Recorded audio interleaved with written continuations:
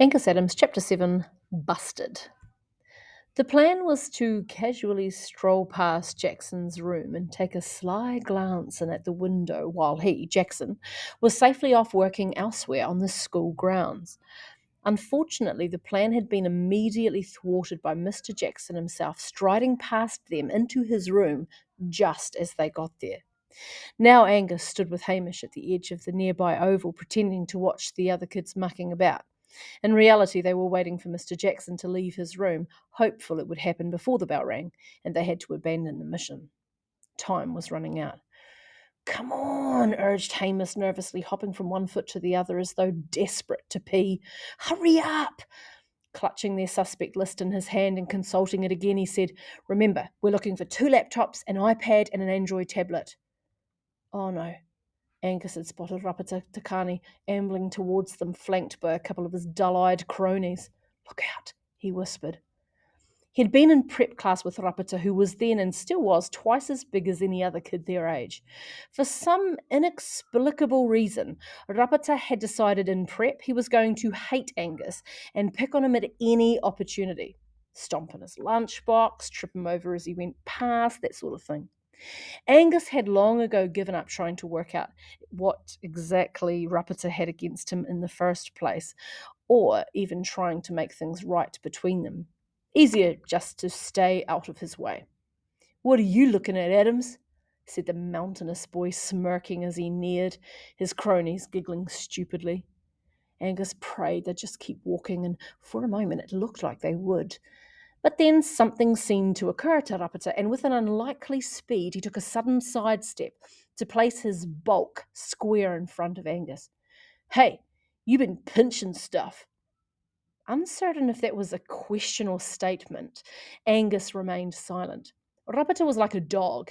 He could smell fear in his prey, and if he smelt it on you, then you might as well start saying your prayers, because like a Rottweiler with a guinea pig, he was prone to latch his slobbering jaws around your throat and shake you until your brains fell out. So, although Angus felt the icy cold fingers of fright clutch at his insides, he didn't look away, flinch, or step back. Touch my stuff, and I'll smash your face in, said the leering mountain. Yeah, said one of the cronies. Rapata bent into Angus's face. You got that, Adams? He was blasted with oniony breath. He didn't even do it, blurted Hamish, whom Angus had forgotten was even there. Just be quiet, thought Angus anxiously. Unexpectedly, Rapata started laughing. Good one, McLeod, he said, and clapped Hamish on the back, almost sending him reeling before finally skulking off with his buds. His bulky body heaved as he chuckled. Angus's own body went slack with relief while Hamish groped about in his pocket and pulled out his asthma inhaler. Oh, he scares the heck out of me, he rasped between puffs. Their moment of relaxation was short-lived. Mr. Jackson was coming out of his room. They watched him round the corner in the direction of the office. Come on, said Angus, just as the bell rang. Ignoring it, they ran up to the workshop amidst all the other kids running helter-skelter for class. Pressing their faces urgently to the window, they tried to peer in past the glare. There was a desk and a filing cabinet on the right, while on the left was a broad, neatly organised workbench, sporting an assortment of tools, more of which hung above from a board stuck to the wall. Near the bench stood a large wheelie bin with a big white label declaring lost property in fire engine red letters. It looked to be filled with balls, and a couple of cricket bat handles stuck out. I can't see the box, can you? Said Hamish. No. Oh, hang on.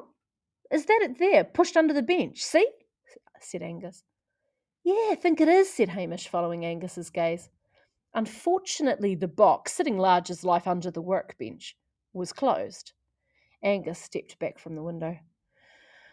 Well, this was a waste of time, he said, deflated. Come on, we better get to class.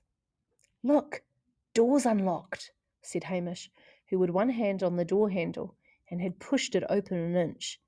In his other hand, he was still clutching the suspect list. Hamish, no, said Angus urgently. We can't just go in. What if he comes back? Just take a quick peek in the box and see if any of the stuff has names on it, to identify it as the stolen goods. We won't be in trouble if it means catching the thief.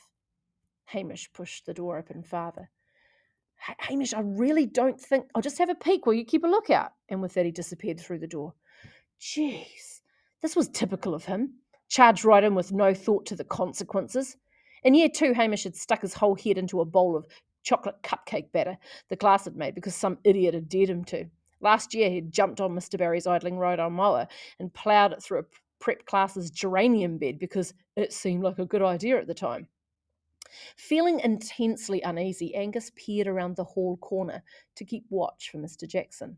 Although he desperately wanted to catch the real thief, he certainly didn't want to end up hauled back in front of Mr. Dingwall's desk in trouble again.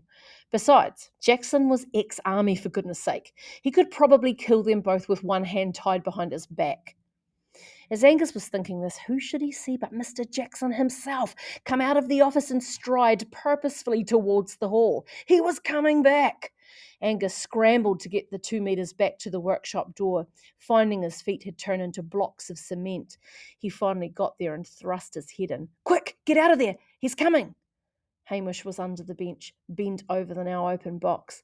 He straightened up, nearly banging his head, and swung around in fright before losing his balance and knocking into the wheelie bin of balls.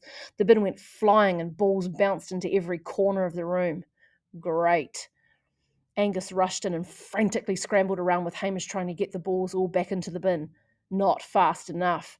"What do you two think you're doing?" boomed a deep voice from the doorway.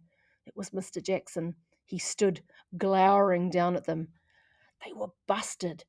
"Who told you to come in here uninvited?" Hamish's jaw moved up and down wordlessly while his breathing sounded as though he needed his inhaler.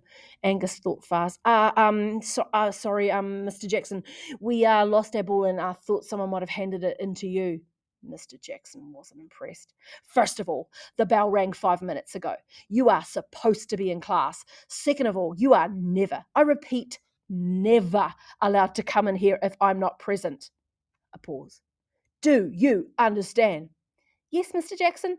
They both squeaked in unison. "Now get to class before I report you to Mr. Dingwall." They didn't need to be told twice. They ran back to class with Angus sweaty-palmed, feeling they'd had a lucky escape. Miss Kirkland screeched at them for being late and put both their names on first reminder. When the bell rang for home time, Hamish was patting himself down, looking worried. "I can't find a suspect list," he said to Angus, and he pulled out the contents of his pockets. A small rock, 10 cents, an unidentified brown lump, and a bit of fluff. "You're kidding me," said Angus as they left the classroom. "You had it down by the oval. What did you do with it after that?" "I think I might have dropped it in the box," Hamish said quietly. His face had gone the colour of dirty dishwater.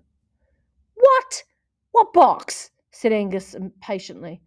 Then he realised, "You don't mean the box. Mr. Jackson's box, do you?" Angus now thought of it with capital letters. "The box." "Shh," said Hamish. Ryan and his mother were heading their way. Mrs. Evans held a bundle of workbooks. "Oh, Hamish and Angus, hi, how are you both?" she said, spotting them. Angus groaned inside. Mrs. Evans was a bit of a talker, and now was not the time for polite chit-chat. But chat politely he had to. While Angus and Hamish each fidgeted and shifted their weight from foot to foot, Mrs. Evans talked of how lovely it was of Hamish to invite Ryan to the Ekka, how excited Ryan was. Weren't the two of them excited also? How she hoped the weather would be nice that day, and finally about how she really must get on as she still had some work to do in class before she and Ryan could go home for the day. And with that, the two of them finally left the boys alone. "Oh dear, I'm sure I did," groaned Hamish as they approached Angus's bike at the racks. Liam was there waiting patiently to ride home with Angus. "I left it on the box. I know I did. It was still in my hand and I had to put it down to look at the stuff, and then when Mick Jackson came and came back, I panicked and I think I accidentally left it there, and it says on it, he's our number one suspect." "Who's a suspect?" said Liam. "What are you talking about?" "Nothing," said Angus impatiently. Then to Hamish, "Well, at least it doesn't have our names on it. He won't know for sure it belongs to us." Hamish stared at his feet. "Oh, no, please tell me it doesn't have our names on it, Hamish." Pause. "It has our names on it," said Hamish. "I was mucking around with it last night and wrote at the top, Angus Adams and Hamish McLeod, school detectives." It's okay, I mean, we just have to get it out of the box before he finds it. Angus looked over at the car park to see Mr. Jackson struggling to get the box back into his boot. The box and the note were clearly going home to his place. That might be difficult, said Angus.